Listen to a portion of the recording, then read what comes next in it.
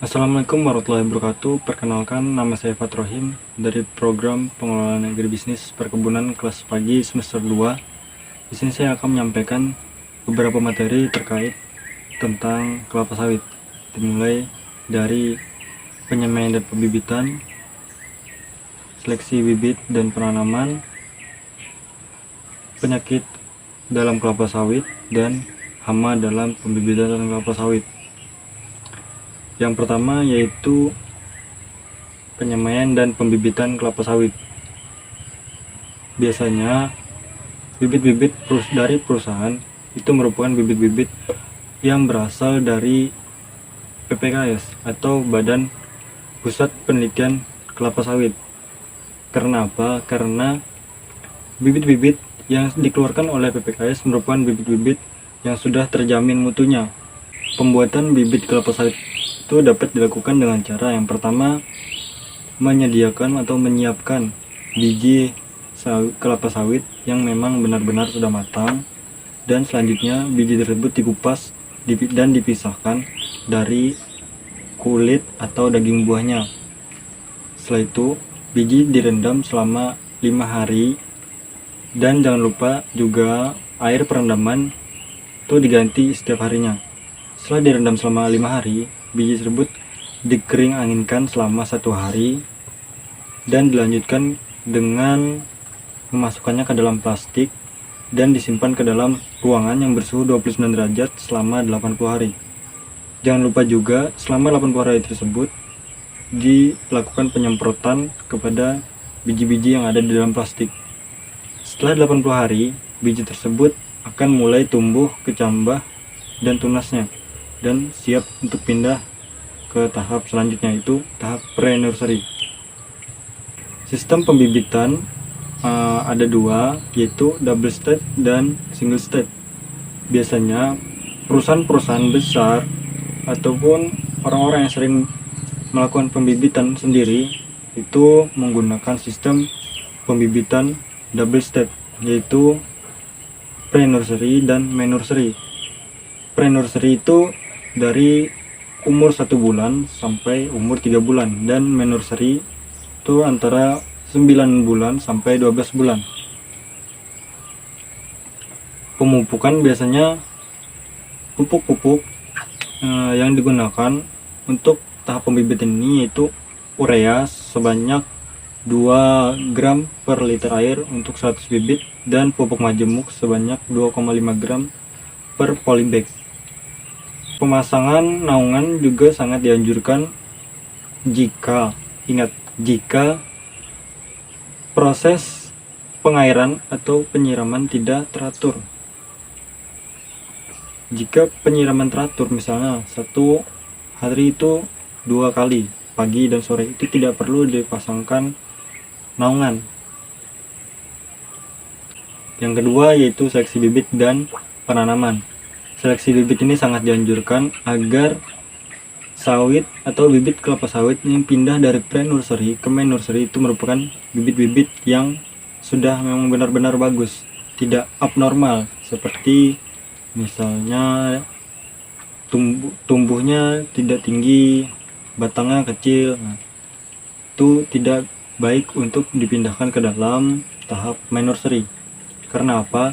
Karena bibit yang akan dipindahkan ke main nursery itu memang harus benar-benar sudah bagus. Jika bibit yang dipindahkan tidak terlalu bagus, maka itu akan membuang tempat saja dalam penyimpanan bibit tersebut. Selanjutnya yaitu penanaman. Tahap penanaman yang pertama yaitu membuat lubang tanam yang mempunyai sedalam 60 cm, lebar dan panjang juga 60 cm. Dan sebaiknya di dalam lubang tanam tersebut ditambahkan trichoderma sebanyak 200 gram dan rock fosfat sebanyak 500 gram. Dan juga dianjurkan itu lubang tanam dibuat selama 1 minggu sebelum proses penanaman. Bibit yang akan ditanam sebaiknya diberikan air 1 hari sebelum proses tanam. Cara penanamannya yaitu bibit yang akan ditanam polybag pada bibit yang akan ditanam, dirobek pada bagian sampingnya, dan jangan biarkan akar bibit sawit ini terpisah dari pokok sawitnya. Karena apa? Agar proses pertumbuhan akarnya lebih cepat. Yang selanjutnya itu setelah dimasukkan bibit sawit itu ke dalam lubang tanam, ditutup kembali menggunakan tanah hasil lubangan tadi, hasil tabukan tersebut. Jangan lupa juga dipadatkan pada bagian atasnya agar posisi bibit sawit itu tidak mereng ke kanan ataupun ke kiri. Itu harus lurus ke atas. Selanjutnya yaitu penyakit pembibitan.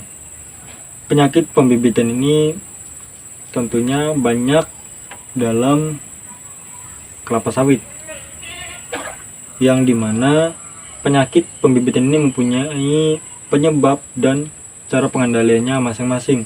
Salah satunya yaitu penyakit akar yang disebabkan oleh cendawan tular tanah.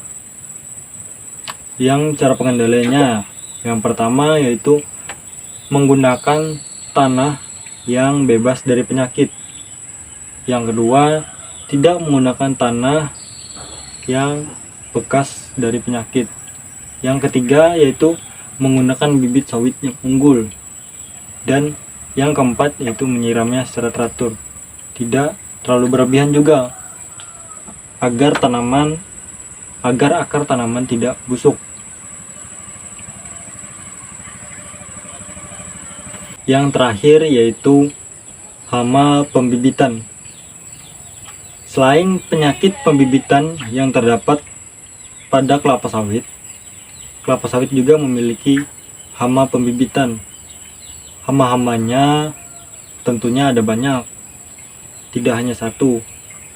Salah satunya yaitu adalah tikus, yang mempunyai gejala pada tanaman sawit yaitu daunnya menguning. Dan cara pengendaliannya itu dengan cara mendatangkan predatornya seperti tikus, ular, dan burung hantu. Itulah tadi penyampaian saya mengenai kelapa sawit. Apabila terdapat kata-kata yang salah, mohon dimaafkan. Saya, Fatur Rahim, pamit undur diri. Bye. Terima kasih.